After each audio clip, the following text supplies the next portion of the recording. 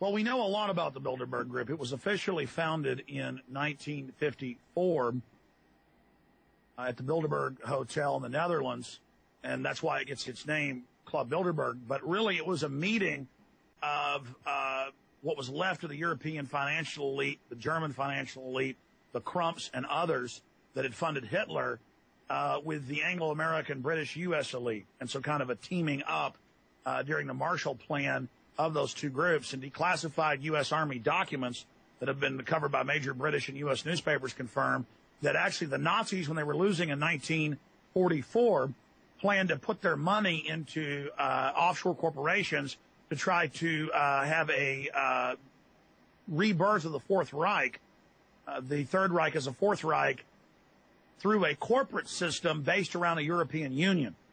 And so it's on record that the Nazi Prince Bernhard of the Netherlands, consort to the Queen, Queen Beatrix, actually set up the Bilderberg Group meeting officially in 54, but it was set up really before that. And so it is an international group. Many of their minutes have been released, stolen by the press, but the Bilderberg Group has recently even given interviews. Etienne Davignon, the Viscount that is the chairman of it, admitting that they set up the European Union by stealth. So this is world domination by 130 of the richest royalty and financial oligarchs and industrial oligarchs of the world, who combine their forces together to overthrow democratic processes worldwide and to bring in a one world government run by private international banks that we will pay our fraudulent, fake carbon taxes to. In all these decades, we've warned people. They've now admitted it all and are kind of coming out in the open, announcing they want a world government to control every facet of our lives. So this is world tyranny, world imperialism by a group of private banks that use command and control economies, socialist economies predominantly, to socialize the country's wealth, but then conduit that to the private bankers above them. Sure, we know quite a bit now because of declassified Army documents that have been in the U.S. and British press recently. Also, Bilderberg has become more arrogant because they've already been exposed, so why not go public, releasing documents how they covertly set up the European Union with the Treaty of Rome in 1957, though the public's told the European Union was set up in 2000.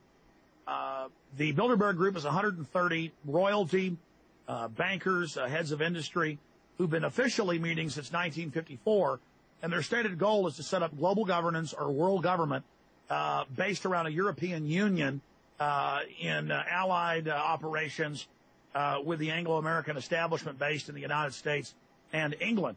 And in 1954 was the first official meeting, but it's been declassified in U.S. Army documents that the Germans knew they were going to lose by 1944. So they decided to put their hundreds of billions of dollars of stolen loot into dummy corporations to then set up a European Union in the near future. And so the Bilderberg Group is a merger of Nazi assets with the Anglo-American establishment for world domination against Russia, China, Central and South America, and Asia and Africa. And this is what the globalism is, what the New World Order is. So they're bankrupting the world economy by design, and we had sources inside Bilderberg this year that confirmed this. They're bankrupting the world economy by design, lowering oil prices by design to bankrupt Saudi Arabia, Russia, Venezuela. And by the way, George Soros, since we broke this months ago, has bragged at Davos that, oh, yes, they've lowered oil prices to bankrupt things. So they're very proud of this to exacerbate the world depression so they can then pose as the saviors, bringing in a new financial architecture, giving themselves even more power with a new Bank of the World that we will pay our carbon taxes to. So this is a hellish system. It's not free market. It is private oligarchs who are tired of having to work through governments they control, openly setting up a world government of their own, and then having the governments that they bought and paid for sign on through treaties as signatures to that system. And Bilderberg 2009 had the greatest security that we've ever seen. Bilderberg 2009, they arrested dozens and dozens of private citizens just walking down the beach. London Guardian reporter Charlie Skelton was arrested twice. American Free Press reporters were arrested. Just regular tourists for a 2.5-mile area were arrested. They had the Army, the Navy, the Marines out guarding it there in Greece, right outside Athens. Just absolutely amazing. And the list of the Bilderberg Group, which they now release, is out. And we do now know what their agenda for 2009, 2010 is. The agenda is to accelerate the depression worldwide and to make it as bad as they can and as fast as they can so that they can bring the world to their knees, panic the public into giving into this new financial world government architecture that will openly be run by a private consortium of central bank owning families. And so they're making a mad gamble for the entire planet. They also want to set up a World Health Organization as a global health department with control over every nation. They want their new international criminal court. They want all nations to sign on to that and waive all their sovereign rights. They want to increase the size of the world army built around NATO. They want to smash the anti-Libsyn treaty movements because every time Europe gets a chance to vote, which they normally don't against the Euro expansion, they say no. So they're very upset that France has said no. Others, countries like Ireland have said no.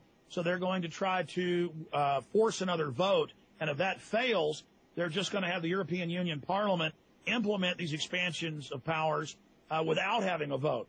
So we see Europe literally just descending into the depths of fascism, literally from the ashes of the Third Reich. We see the rising of a Fourth Reich, which is a bizarre mutation and a hybrid between the British Empire, the U.S. Empire, and the Nazi Empire. Well, out of the 130 or so members, most of them are very powerful, important people, but they're not part of the steering committee. There's only about 20 people on the steering committee, and that's Etienne Davignon, the head of Bilderberg. That's the head of the CFR, Richard Haas. That is people like Henry Kissinger. That is individuals like David Rockefeller, Frank Barnaby, who represents Rothschild interest.